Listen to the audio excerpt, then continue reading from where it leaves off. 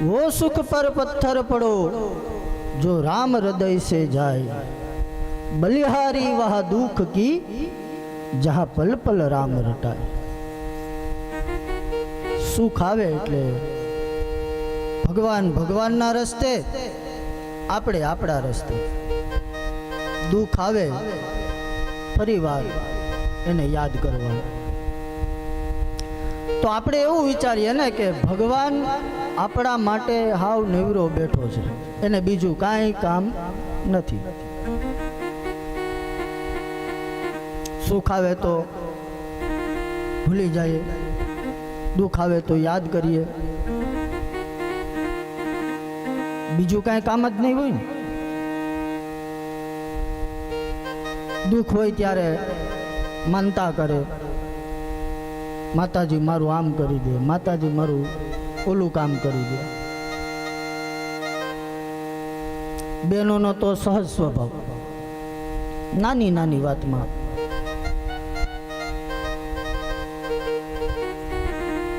કબાટની ચાવી ક્યાંક મુકાઈ જાય, કબાટની ચાવી આડાવળી કામમાં એટલા બધા વ્યસ્ત હોય એટલે મૂકીને ભૂલી જાય, ક્યાં મૂકી છે એ ભૂલાઈ જાય. પછી યાદ આવે કે હમણાં બહાર ગયા છે, આવશે. કબાટમાંથી ક્યાંક જોતું હશે, ચાવી મળતી નથી, શું કરશું? એ બધી ખીજ બહારથી આવ્યા પછી આપણી ઉપર ઉતરશે. એવા બાકડા થઈ જાય ને, કાંઈ રસ્તો ન મળે ને પછી માતાજી પાસે જઈને ઊભા રહે. માતાજી ચાવી ખોવાઈ ગઈ છે, મળી જાહે ને 2 દીવા કરીશ.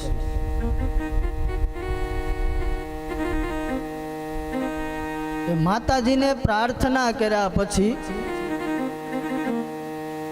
મગજ શાંત થઈ જાય. શાંત થઈ જાય ને એટલે યાદ આવે કબાટના ડ્રોવરમાં જ ચાવી પડી છે, ચાવી મળી જાય. એ મળી ગયાની ખુશી એટલી બધી હોય ને, એ દીવા ભૂલાઈ જાય. ચાવી મળી ગઈ ને આનંદ થયો, હવે કાંઈ વાંધો નહીં. આનંદમાં આનંદમાં દીવા ભૂલી જાય. ભૂલાઈ ગયેલા દીવા પાછા ક્યારે યાદ આવે? જ્યારે પાછી ચાવી ખોવાય ને ત્યારે. ઓલા 2 દીવા નતા કર્યા, ચાવી પાછી ખોવાઈ ગઈ.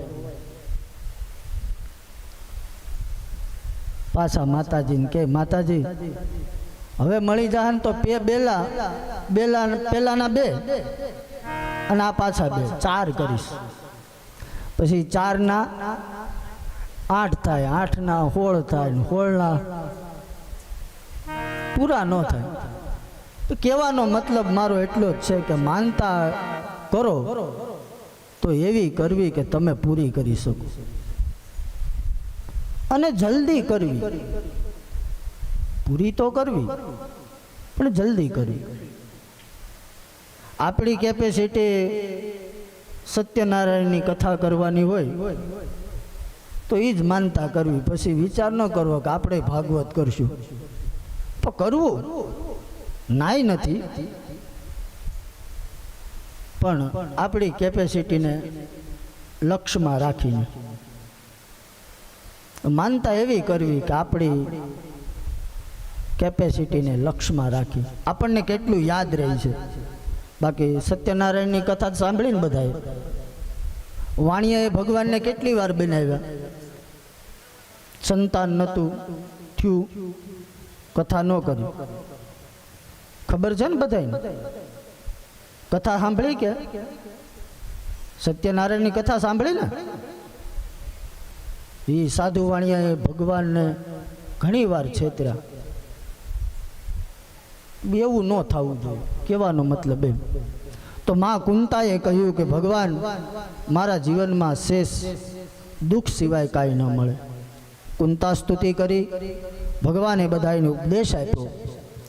ઉપદેશ આપ્યા પછી ભગવાન દ્વારકા જવા માટે જ્યારે નીકળ્યા ત્યારે વિચાર આવ્યો કે એક વ્યક્તિ હજી મારી રાહ જોવે છે.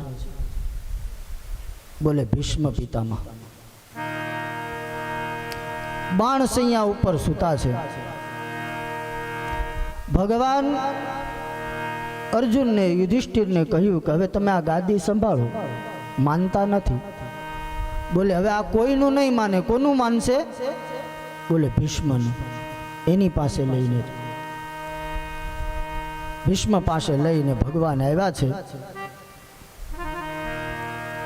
ભગવાને કહ્યું કે ભીષ્મ પિતામહ, તમારા દીકરા હવે મારું કહ્યું નથી માનતા. બોલે કેમ? બોલે એમને કહું છું કે આ ગાદી ઉપર બેસો, ના પાડે છે. તો ભીષ્મ પિતામહે એમને ઉપદેશ આપ્યો છે. ધર્મને ઉપદેશ આપ્યો. રાજ્ય કેવી રીતના કરવું, ગાદી કેવી રીતના સંભાળવી, રાજ્યની રચના કેમ કરવી, રાજ્યની પ્રજાને સુખી કેવી રીતના રાખવું,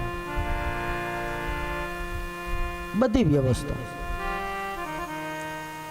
પોતાના દીકરાને સમજાવ્યા પછી ભગવાન દ્વારકાધીશને કહે છે, ભગવાન મારે તમારું એક કામ છે, મારે તમને કંઈ આપવું છે.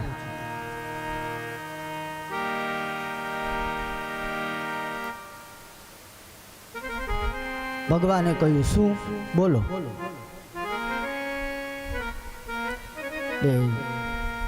ભીષ્મ પિતામહે કહ્યું, ભગવાન મારી એક દીકરી છે જે મારે તમારી સાથે પરણાવી છે. આવું જ્યારે ભીષ્મ પિતામહે કહ્યું ને ત્યારે ઊભેલા જે લોકો હતા ને બધા વાતું કરવા લાગ્યા. બોલે આવો ભીષ્મ પિતામહ જેણે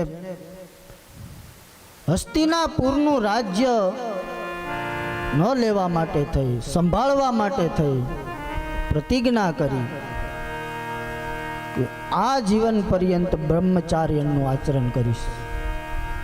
ને એ માણસ એમ કે મારે એક દીકરી છે, કોઈને ખબર નથી. પણ ભીષ્મ પિતામહે કહ્યું, કઈ દીકરી? બોલે બુદ્ધિ રૂપી દીકરી.